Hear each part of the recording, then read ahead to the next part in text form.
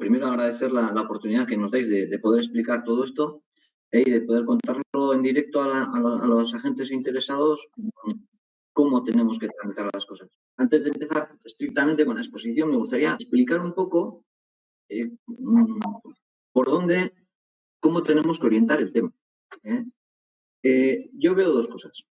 Tenemos dos disposiciones legales diferentes que, aunque más o menos actúan sobre el mismo tipo de instalaciones, sin más o menos, pero que realmente el objetivo que persiguen es diferente.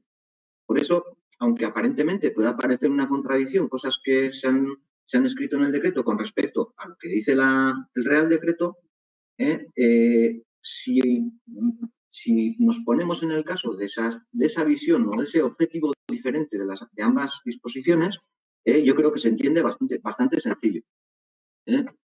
Primero tenemos el Real Decreto 736 de 2020, que lo que realmente pretende es hacer una transposición tardía, como sabemos todos, tardía, de la Directiva de Eficiencia Energética de 2012, luego posteriormente modificada.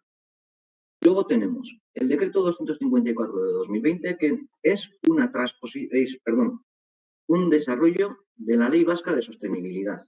Y el principal objeto de la Ley Vasca de Sostenibilidad es, en todos los sectores, privado, doméstico, industrial, público, es conseguir una comunidad autónoma que reduzca sus emisiones y que mejore su eficiencia energética en global. Entonces, por eso en esas dos visiones diferentes es donde tenemos que buscar el razonamiento de esas aparentes contradicciones entre una y otra disposición. Yo lo que tengo preparado es un pequeño resumen de cómo afecta el Real Decreto 736. ¿Por qué el Real Decreto 736 y no los dos? Primero, porque el Real Decreto 736 el que da un poco lugar a la polémica en cuanto que mete por ahí la parte de la viabilidad económica de las instalaciones. El Decreto 254 nuestro básicamente lo que hace es establecer obligaciones sin pensar en viabilidad, pensando solo como único y exclusivo objetivo el ahorro energético y la reducción de emisiones. ¿Vale? Entonces, bueno, como pequeño resumen, para no estar aquí en esto, porque al final, si no estaríamos aquí esta mañana, tendríamos ¿cuál es el objeto de este Real Decreto? O de esta presentación, no más que el Real Decreto. Primero, ¿qué instalaciones deben comunicar qué a la Administración? ¿Vale? Punto número 1, la obligación es de hacer un análisis de viabilidad técnica y económica o rentabilidad económica de la instalación de sistemas de contabilización individualizada. Incidiendo en que, si es posible, se pongan contadores de energía que estarán sujetos a control metrológico, a verificación metrológica. En ese análisis se deberá hacer una estimación del ahorro que se quiere conseguir con la implantación de estos sistemas de contabilización y control individualizados. ¿Quién hace eso? Pues obviamente una empresa habilitada. Yo en todas las consultas que recibo siempre suele ser la misma respuesta. El que mejor conoce la instalación es su empresa mantenedora. Primero que lo haga, primero hable con ellos. ¿Cómo? Pues ¿qué forma se le da a ese análisis? Pues bueno, el anexo 3 del Real Decreto ya pone una forma, establece un modelo, y cuando pongo cuánto, es que lo curioso de este Real Decreto es que establece que ese análisis de viabilidad técnica y rentabilidad económica de la instalación deberá realizarse de manera gratuita. Ya lo sé, gratuita, pero ya sé lo que eso nos cuesta a todos. Sé lo que cuesta a un instalador hacer un presupuesto. Y sin embargo, se obliga a que sea gratuito. ¿Qué instalaciones deben comunicarse? La obligación de comunicación solo se refiere a instalaciones en las que no se puede poner, bien por problemas técnicos, o por imposibilidad técnica, o bien por inviabilidad económica, el sistema, sea el que sea, el sistema de individualización de los consumos. ¿Quién lo hace? Pues siempre esas obligaciones son obligaciones del titular de la instalación o su representante. Y ahora vais a pensar, las comunidades no saben qué tienen que comunicar. No, por eso pongo lo de su representante, que bien puede ser o el administrador O, como os habrá tocado sufrir a la mayoría de los instaladores, en nuestras aplicaciones hemos facilitado la representación para que cualquiera de los terceros o de los agentes intervinientes puedan ejercer como representante del titular. Y me consta, porque ya me lo han enseñado varias asociaciones, que las asociaciones ya tienen preparados los formularios para esa representación. Y es algo muy sencillo. La aplicación no os va a poner ningún problema. ¿Cómo se comunica? Pues presentando una copia de una declaración responsable de acuerdo con el modelo del anexo 5 y a eso hay que acompañarle bien el modelo del anexo 2, el modelo del anexo 2 que es el que justifica la imposibilidad técnica, o bien el modelo del anexo 3 que es el que justifica la imposibilidad, la inviabilidad económica. ¿Y a quién se representa? Pues el reglamento dice que al órgano competente en el RITE. Y el órgano competente en el RITE, como sabéis, es el área de seguridad industrial del Gobierno vasco, pues en cada delegación territorial de industria, ahí en Vizcaya en General Concha 23, aquí en Álava, en San Maniego 2 y en Guipúzcoa, en EASO 10, se presenta. ¿Qué pasa? Que quien va a presentar, como va a ser o un agente colaborador de la administración, que va a ser una empresa habilitada, o una comunidad de propietarios, o una empresa o una persona jurídica, en el 99% largo por ciento de los casos, pues esa comunicación debe realizarse a través de las aplicaciones informáticas que tenemos a tal efecto. Luego la veremos, no os preocupéis. Entonces, por resumir, exclusiones por inviabilidad técnica. Pues como ya sabéis, no se debe, no se considera que es inviable poner contadores en instalaciones de monotubo, en monotubo en serie, siempre que den servicio a más de un usuario con el mismo anillo. Y también y para repartidores quedan exceptuadas de la obligación aquellas instalaciones que sean bien sistemas de calefacción con emisores conectados en serie, en anillo, que den en una instalación de columnas, que den servicio a más de un usuario por cada columna, bien aquellas instalaciones que tienen ventiloconductores o bien aquellas instalaciones que tienen aerotermos. Yo, sinceramente, la primera excepción no la entiendo. No la entiendo, ¿por qué? Porque entiendo que solo sería inviable poner en aquellas instalaciones en las cuales todo el agua pasa por un radiador. Sin embargo, un monotubo sigue siendo en serie, sigue siendo monotubo. Si ponemos una válvula convencional actual de instalaciones monotubulares que ellas mismas hacen un bypass o si se hace un pequeño bypass tubular. Y en esas yo creo que se podría poner, aunque igual la configuración pueda ser un poco más costosa, yo creo que se podría poner repartidores de gastos. Y de hecho, a más de uno le he dicho, mira, igual estás exceptuado, pero yo pondría, porque entiendo que los usuarios cada vez, cuanto mejor conozcan cuál es su consumo, aunque no sea exacto, sino que sea aproximado, el hecho de tener equipos que nos puedan ayudar a hacer esa aproximación va a ayudar mucho a, bien, por un lado, controlar el consumo y por eso, y con ese sentido, controlar las emisiones y tener más ahorro. Y ahí es donde empezamos a mezclar un poco ahora el Real Decreto 736 y el 254. ¿Por qué? Porque en las condiciones de rentabilidad económica, estaremos hablando de inviabilidad técnica. De inviabilidad económica tenemos que, aunque el Real Decreto dice que son 6 años y que son 4 años el plazo de retorno de la inversión, en el Decreto 254 se establecieron 6 años. ¿Para qué? Para tener, de alguna manera, para que fuese más exigente, véase, para poder conseguir un mayor ahorro. Hicimos una pequeña aproximación y nos salía que instalaciones con inviabilidad económica, con menos, o sea, en 6 años, pues ya habría menos, con más de 6 años ya habría menos.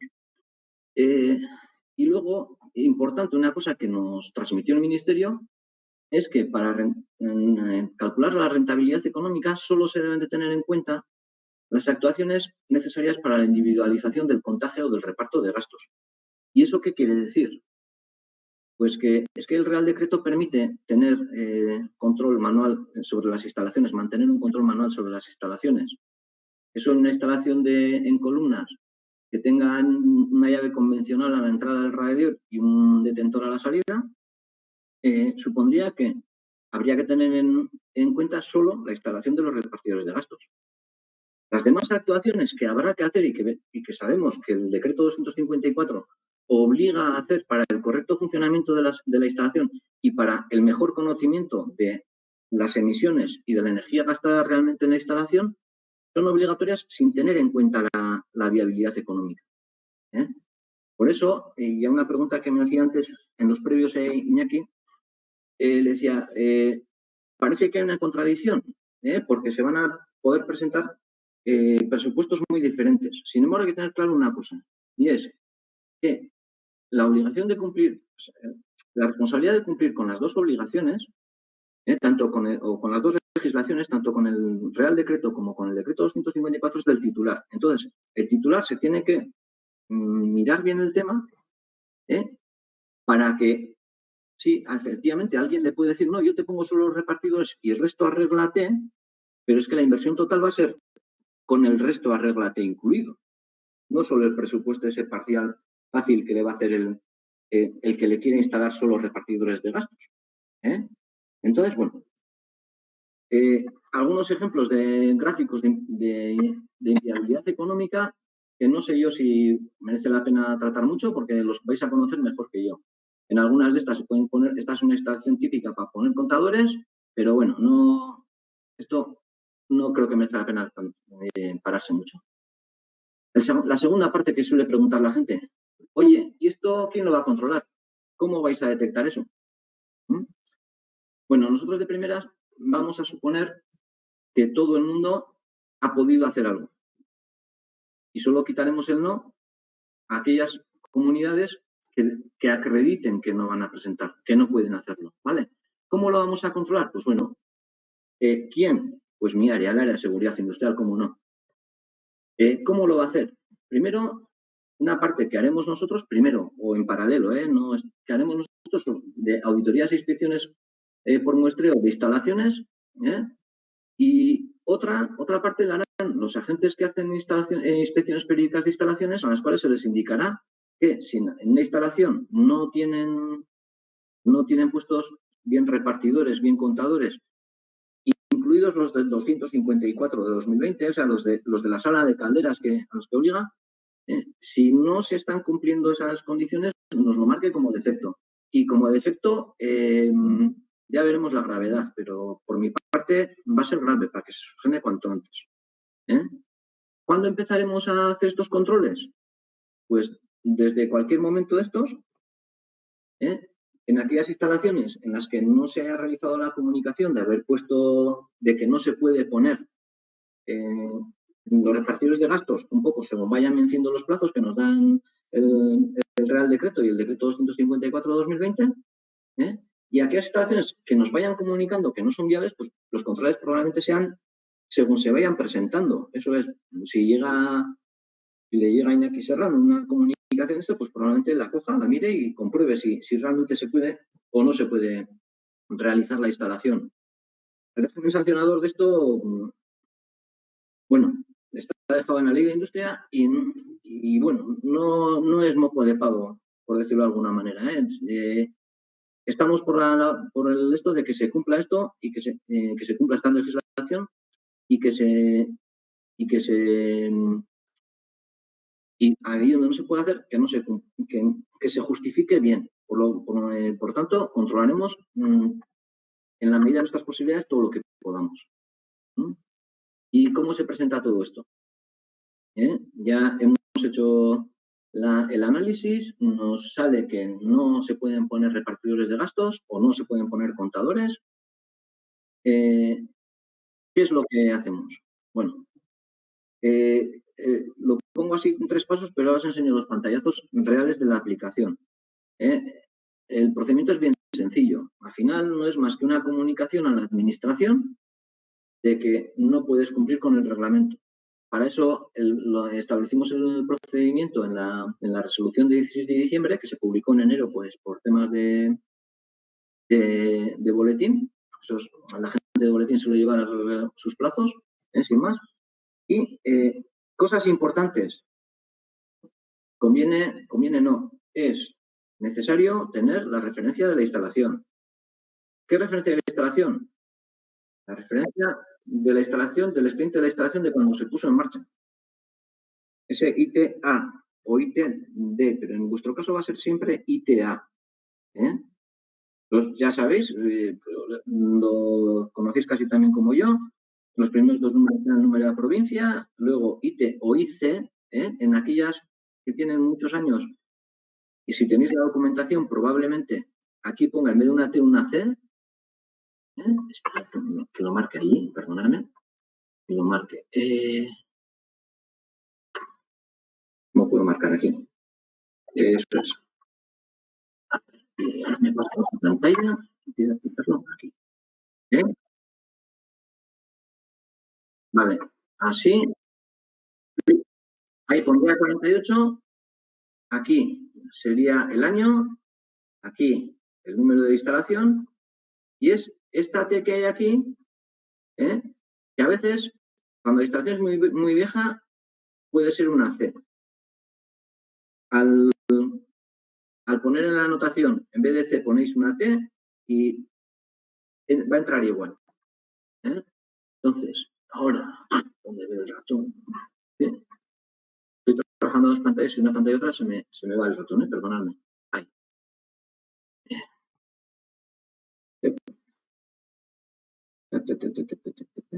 ¿Esto?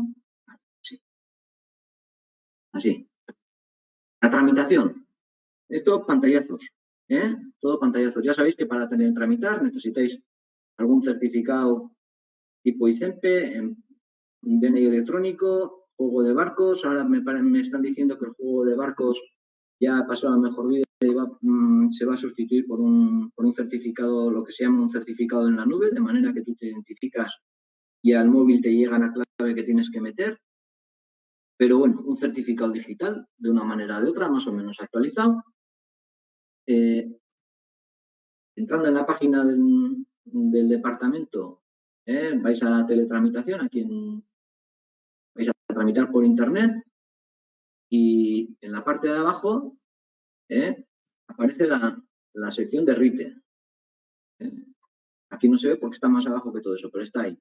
Os identificáis ante la aplicación y lo que tenéis a la hora de hacer o de iniciar una nueva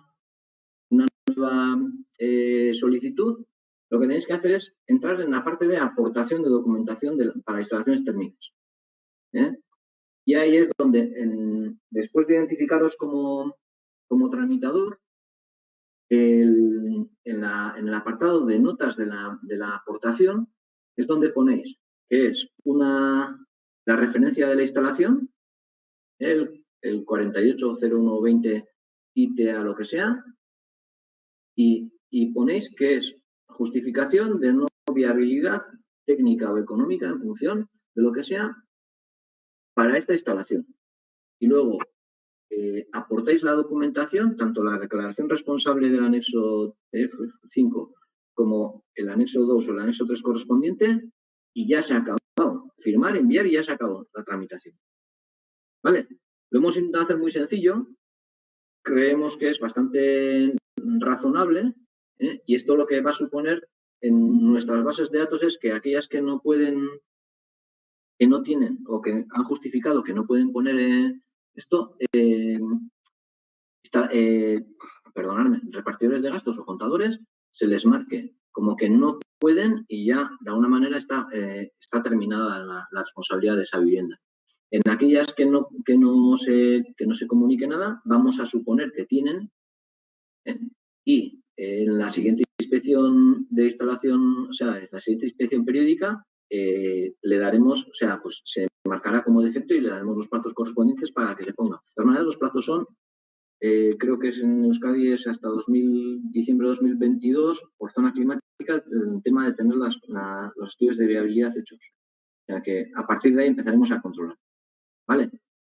Bueno, pues no me quiero alargar más. Luego me imagino que ya me dijo Iñaki que había algunas preguntas o algunas inquietudes. Como al final tendremos una ronda de preguntas y respuestas, ahí os dejo, Iñaki, todo tuyo.